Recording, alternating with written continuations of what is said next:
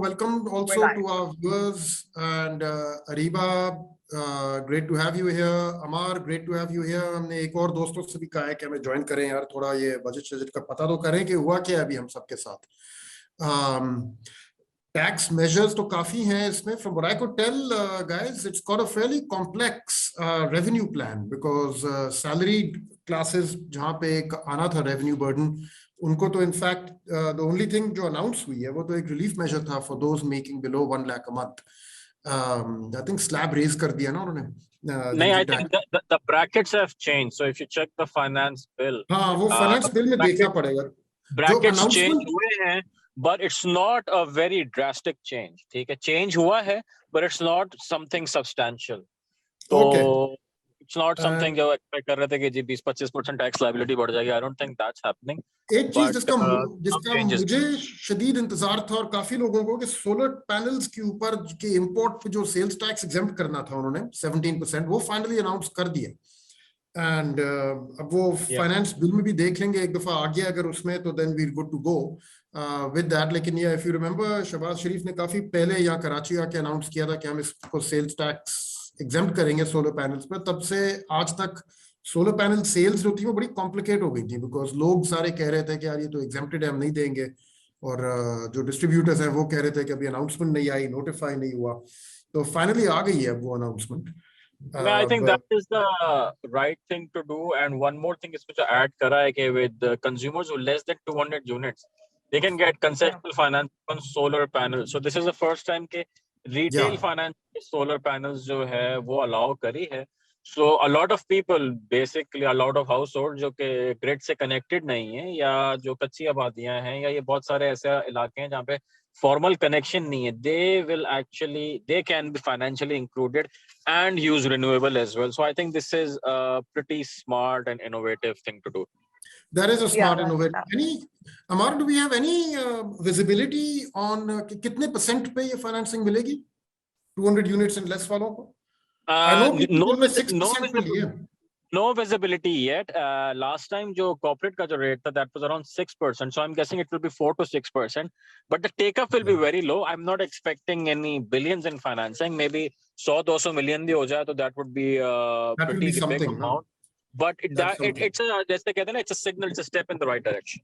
I think it is. Or you know, solar mein I really feel that right now we're still at the stage where we need to normalize solar panels and people using solar equipment. We're getting there. We're getting close. But right now, if we get to the stage where everybody knows at least one person in their immediate circle of friends and acquaintances and family who has a solar device at home, so you know, that's the point where you reach sort of a critical mass, and then people start seeing it as a proper, genuine solution to pursue. I know in a lot of off-grid areas already बहुत normalized तो हो गया solar का निज़ाम, but अभी तक urban areas में काफी गुंजाइश है, and I think if this moves the needle on that front, it'll still be positive. It doesn't need to be the solution to our energy crisis, but it just needs to nudge us further along, you know, sort of catalyze the adoption of rooftop solar. That'll make it good. कुछ salient features मेरे सामने हैं, ये government की तरफ से release हुए हैं कि relief for middle class taxable income limit जो है वो 6 से 12 लाख हो गई है. मिनिमम टैक्स ब्रैकेट रेज कर दिया गया है 4 से 6 लाख फॉर स्मॉल बिजनेसेस. तो and I think this apply to association of persons as well. So that's good. And then tax on non-product class. Yeah, tax on families with household income of less than 40,000 will get like 2,000 cash transfers as well. Cashback. Acha, can you say that one more time, more clearly for the benefit of our viewers? Families with a household income of less than 40,000 rupees will be given a cash transfer 2,000 per month as well.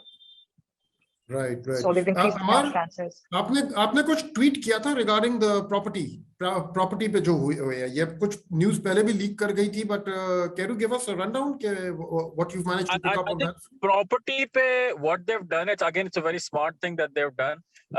What they've done is if you have more than one property, so your primary residence, that doesn't count. If you have more than one property, on the second property, they will consider 5% of the market value of the property as deemed income. And on that, they're going to adjust a tax. So broadly speaking, 1% of the fair market value of your second property, that will be taken as tax every year. So it's Not bad. essentially And that is only for property worth more than 25 million, right? yeah, it's for property worth more than 25 million.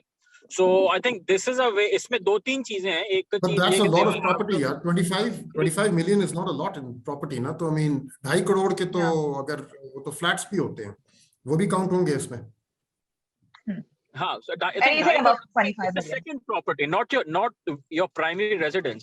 अगर Second, आपके yeah, नाम पे sure. Yeah. दो properties हैं, so second property पे it's like a wealth tax. So I think this is fine. This is actually good. और एक और जो tax आया, that's a capital gain tax के within 1 year अगर आप property बेचते हैं तो 15% capital gain tax है, basically aligning it with, let's say, stocks Right. and other risky assets as well. So I think this will ensure Right. कि ये जो speculative जो pricing होती है या जो price increases होते हैं due to speculative buying, that will finally slow down or real estate I think market. इसमें Ammar? उन्होंने एक और चीज sorry, Ariba, you were trying to say something.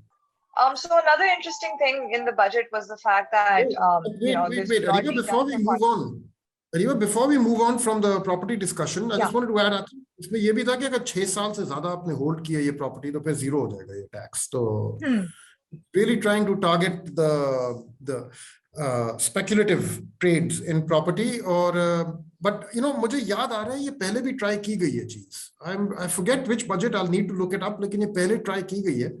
और somehow इन्हीं it के didn't- बजट में था. I think PML ends last budget उन्होंने ये चीज ट्राई करी थी, but that never really worked out. इन्होंने ट्राई करा था कि उसके ओवरऑल वैल्यू जो है वो बढ़ा दें. It didn't work Yeah. out. So वही है कि एग्जीक्यूशन में डिपेंडेंट करता है कि how successfully they are able to execute it. चलो let's see it.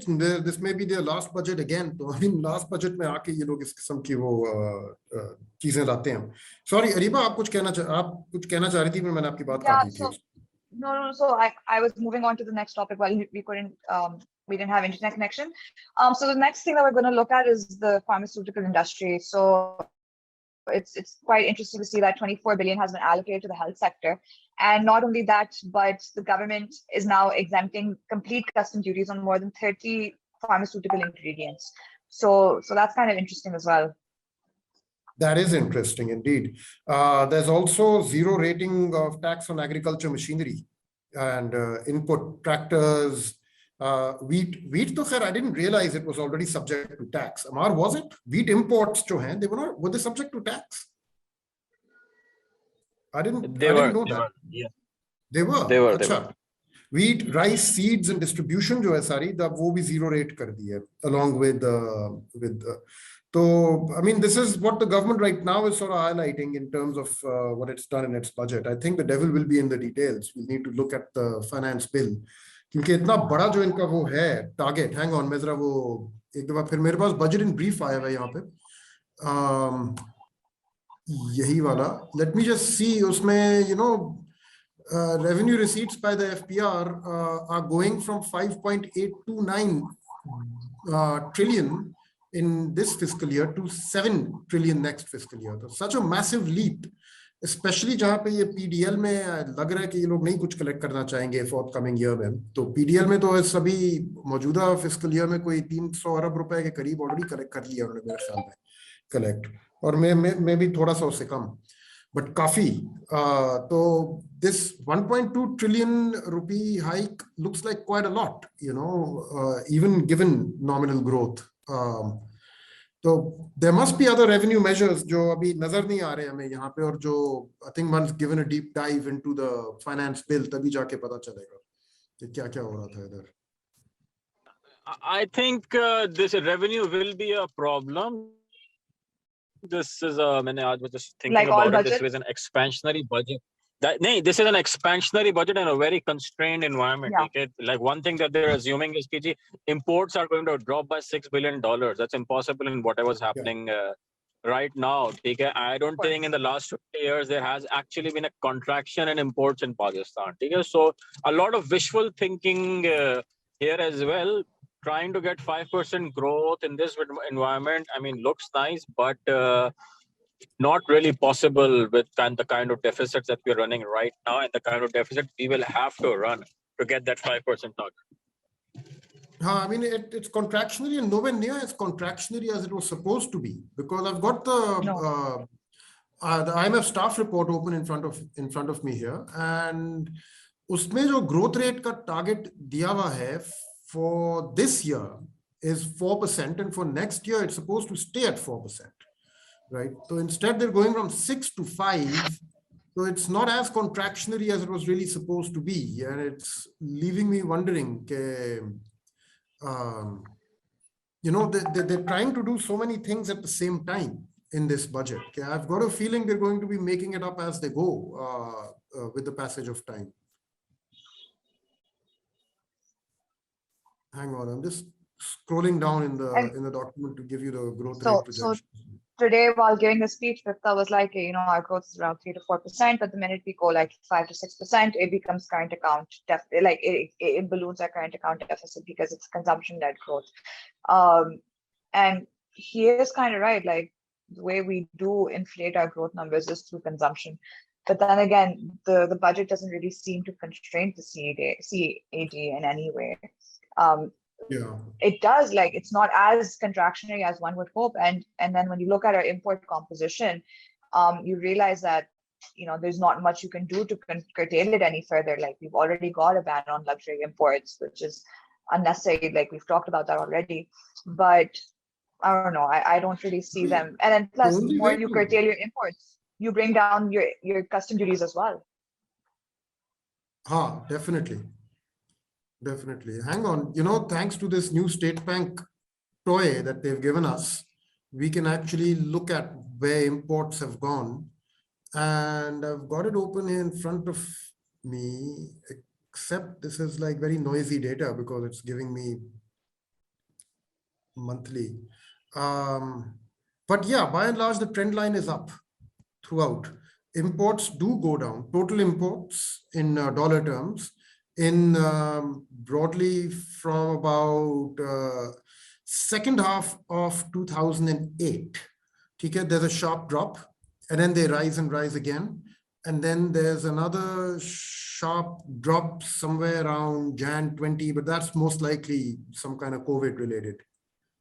Yeah, and you know what happened in second half of 2008. So, I think... Yeah. I mean, that's the last time. So yeah, I mean, Ammar, you're right. I'm looking at the graph right now in front of me, and yeah, you're right.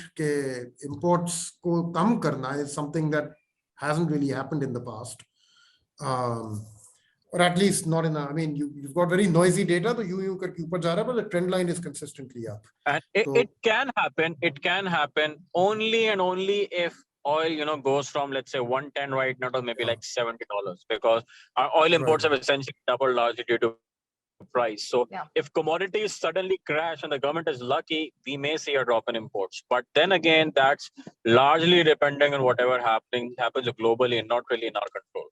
But from what I understand, Ammar, do you see potential dropping down globally? No one knows that, man. Even I don't know, maybe like Prince Salman or Putin would know. No one else, I guess. You mean you don't have a direct line through to him? Yeah, I don't think any one of us can like talk to him right now. Achha. Well, I was going to say something and then I forgot. Ever happened to you? Achha. All the time. I'll leave it at that for now. I remember what I was going to say. I was going to say that it seems that budget ki jo assumption hai na, because they always make the budget banate waqt ek oil price assumption hoti hai usme. That seems to be a consistently high. It seems like it's a maybe low, or maybe consistently low. Maybe they're assuming something around like an $80 oil or something. If that's the case, so then the budget is really built on a bit of a hope because let me tell you, this is like today. I think we were talking about refinery margins yesterday.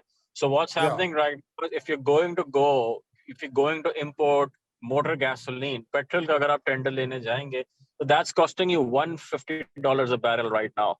तो PSO अगर अगले हफ्ते tender लेगा तो $150 per barrel का tender मिलेगा when crude is actually at, let's say, 115 or something.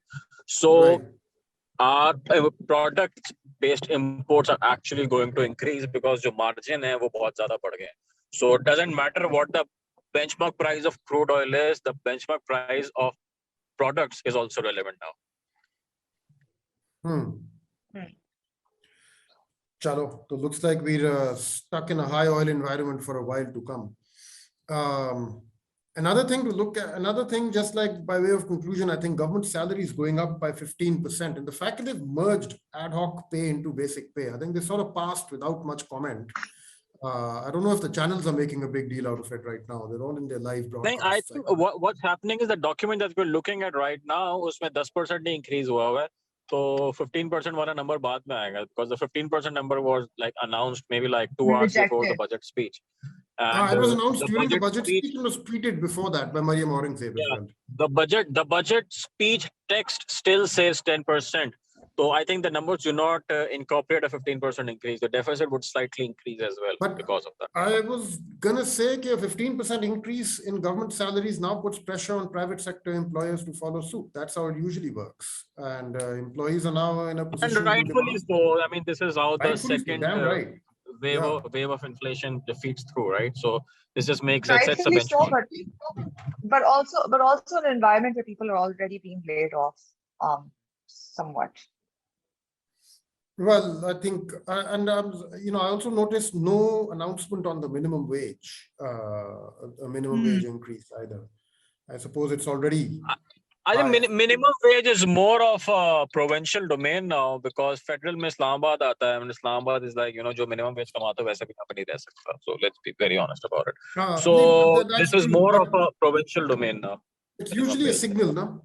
अपने budget में जो minimum wage आती है, federal budget में, I think 15% is a strong signal for both provincial. That's a strong signal for private, for salary, as well as the private sector. Yeah. ठीक है. Acha, anything else? There's lots to go through here. We could be here all evening otherwise. I think one more thing which was like totally off the rocks here was an inflation target of 11.7%. I don't know what they're thinking when they talk about an 11.7% inflation target, because we're easily looking at 18-20% plus once the petrol price increases, once the second round effects start. That's the year end. What they're giving is the year end, the average inflation at the end of the year. I think that is maybe year end, yes, makes an average. Average definitely not. It may peak around, let's say, December, January 23. And then it may just eventually decrease to 11.7% by, say, June 23. I think they would be anticipating maybe let it go up to about 15, 16, and then come back down to 8, 9, or something like that. Like in the 4 or 5 months, let it hit about 15, 16, and then come back down to 8, 9 for the rest of the year. Because interestingly, the high base effect would kick in June 23, because abhi jo petrol increase hua hai, that will be for June 22. So the high base effect will kick in June 23. So that's where we will be looking like a much smaller number. Okay, but that's a bit late though, no? For it to actually impact the average inflation for the whole fiscal year. That's correct. June 23. So I think the inflation assumption is also quite optimistic in this. Actually, they're anticipating hitting their peak much earlier in the fiscal year, and probably much lower than what the more hawkish people following inflation have been putting out. So what's interesting is the petroleum levy targets that they had last year were 450 billion, right? 450 million. And now like they brought it up to like 610, which is like 1.3 times more. So last year's targets were already really enthusiastic. So this makes this year's targets even more enthusiastic. But that, considering the international oil prices, we're looking in for really high prices, considering like how prices are going and how taxes are going to be. So everyone should be like aware about how their fuel expenses are going to go this year. Unless the government takes a U-turn and doesn't implement this.